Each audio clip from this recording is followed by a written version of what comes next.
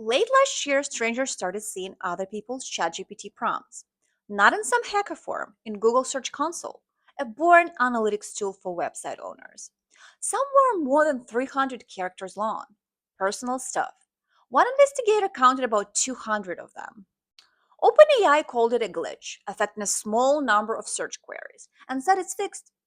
How many people were affected? Nobody outside OpenAI knows. So they fixed it. Great. Except the glitch revealed something almost nobody thinks about. What does your chatbot actually send to the web? Hi, I'm Kate, attorney and certified privacy professional. Welcome back to Sunshine&Side-AIs. Quick disclaimer. This is for educational purposes only, not legal advice. I'm sharing research, not giving counsel. Here's what we're answering today in plain English. 4 questions. 1. When you use a chatbot with web search, does your whole prompt go out to the internet? 2. If not the whole thing, which parts? 3. Who actually receives it? Spoiler alert, it's not just the chatbot company. 4. What should you be careful about before you hit send? And by the end of this video, you'll know how to handle web search better the next time you hit send. So let's answer questions 1 and 2. Does your whole prompt go out? Usually no. And I suggest breaking this down into 3 steps. Step 1. You ask. You type your whole messy, honest 3-paragraph question and hit send. Step 2. If web search is on in your chat, whether you flip the toggle yourself or it was already set that way, the chatbot decides, prompt by prompt, whether answering you calls for a search. That decision comes from how the company built the system. Sometimes it answers from what it already knows. Sometimes it reaches for the web.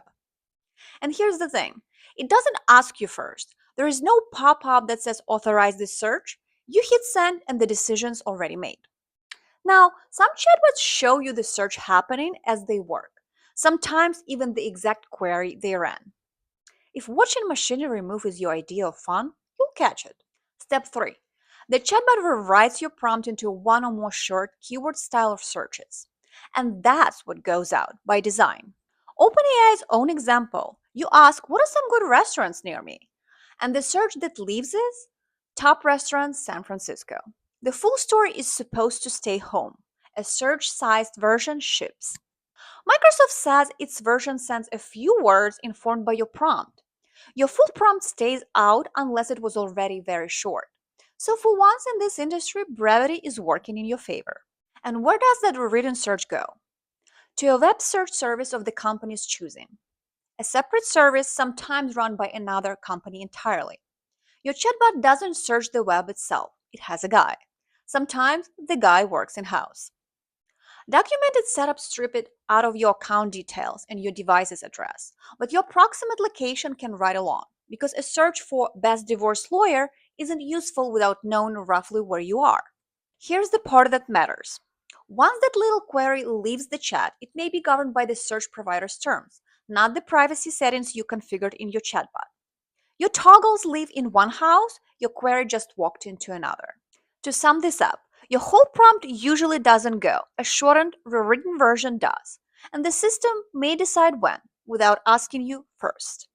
So now you may think to yourself, why does any of this matter? Because of what we type into these things. About half of US adults now use AI chatbots. 1 in 5 uses them for medical advice. Not 1 in 5 techies, 1 in 5 adults. And we don't type at chatbots the way we type at Google. In the second half of 2024, the average chat prompt ran about 23 words. A typical Google search is just a few. 23 words is a confession. A few words is a grunt. Think about what lives in that gap. Nobody types, I've been having chest pains for 2 weeks and I'm terrified, it's my heart, but I can afford another emergency room bill, into Google. Into Google, you type chest pain causes. But into a chatbot, people type the whole first sentence, the fear, the finances. And those long, honest prompts live in ordinary chat, exactly where that automatic search trigger from step 2 fires. This isn't a hypothetical.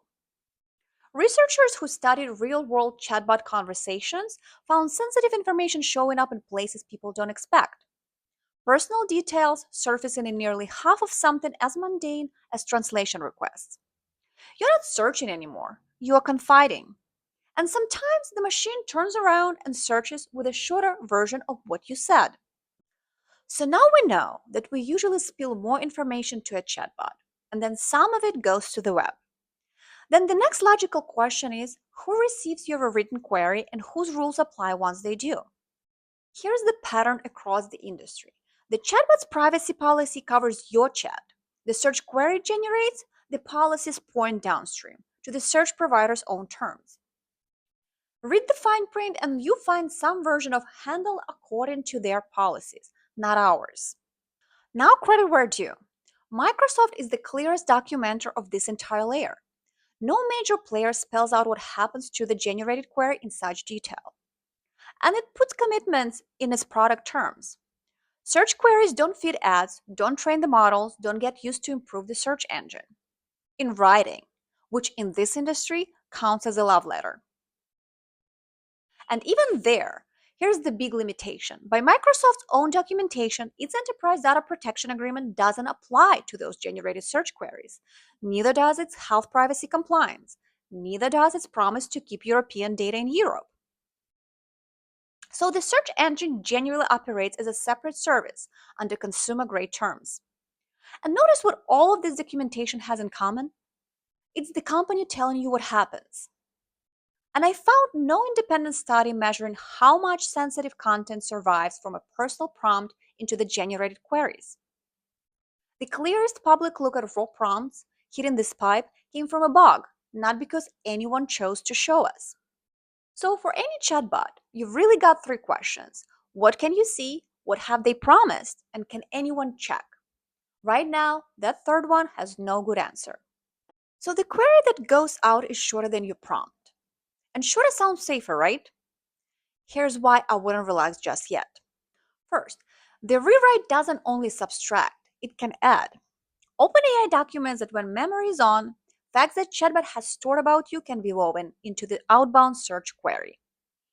Their own example injects a user's stored dietary preference into a search. Your chatbot remembers you're vegan the same way you unremembers you're single and brings it up unprompted. Something you mentioned 3 weeks ago in a different conversation can travel out to a search provider today. Second, the layer that does this rewriting can fail. Remember how I started this video? The best outside diagnosis, the rewrite layer got skipped and raw prompts went out as searches. A small, fixed glitch per OpenAI, but it's proof this isn't a law of physics, it's software. Third, in 2024, the Federal Trade Commission hit the antivirus company Avast with a $16.5 million settlement for selling browsing data, including people's web searches. The Commission treated re-identifiable browsing and search data as sensitive data. And Avast's defense, we ran it through a de-identification algorithm first, got them nowhere. Now, that case was about browsers and antivirus, not a chatbot. That doesn't make the chatbot case identical, but it suggests regulators may look at chatbot generated search queries the same way. What the case does show is that the Federal Trade Commission has already treated web searches as sensitive data, and nothing in that reasoning turns on how short they are. Fourth, the honest limitation. I found no outside study measuring how much sensitive content normally survives the rewrite. The bug showed a failure case, not the normal one. The fair counterweight, because I said the facts here would be boring, lore solid. The rewriting is a real protection. The identifier stripping is documented. The honest summary isn't the control is fake, it's the control is real, but nobody outside is auditing it. So now you understand the mechanics. And if you're mindful about privacy but not about to swear off chatbots forever, what do you actually do? Here's my practical split. Web search is great for anything you'd say out loud in a coffee shop. Current events, product research, prices, reviews, how-tos, anything already public. Let the chatbot search away. That's what the feature is for. Where I slow down, prompts that identify people, legal situations, medical details, money, workplace drama. Your group chat exists for a reason. And anything about your kids. You don't have to give up the help. You just rephrase before you send. As an example, Instead of writing, I'm a 44 years old on X and Y medication and my ankles have been swelling for a week. Try, what are common causes of ankle swelling? What are common medications that can cause swelling? And when should someone see a doctor? You can still get useful general information, and the identifying details were never in the prompt to begin with. Or instead of writing, my son or daughter at whatever middle school is being bullied by a classmate in Mrs. X's class, try, what are the signs a middle schooler is being bullied and how do parents usually escalate with the school? You can still get general guidance, and the names were never in the prompt. And here's the habit, the 2-second check before you hit send. Would I be comfortable if a shortened version of this became a search query? If yes, send it. If no, rephrase it. That's it. That's the whole habit. Let me be clear about one thing before we close. Web search in a chatbot is genuinely useful. I use it. This video isn't turn it off forever. It also isn't about what the chatbot company keeps from your chats. There's its own problem and its own video. It's about knowing when your private chat quietly becomes a search event. Because that's the moment your words leave one set of rules and land under another. So here's the whole video in one breath. When you hit send with web search on, the chatbot may rewrite your question and send it out to a web search service of that company's choosing. Once it leaves the chat, it may live under a different set of terms than the ones you thought covered it. And a shorter query is not automatically a harmless query. You now know what to do with that. If you want AI coverage from someone who reads the actual privacy policies, including the part where they quietly hand your query to somebody else, subscribe to Sunshine&Side-AIs. I read the fine print so you can keep skimming it. I like my answers current, my receipts public, and my private life out of the query.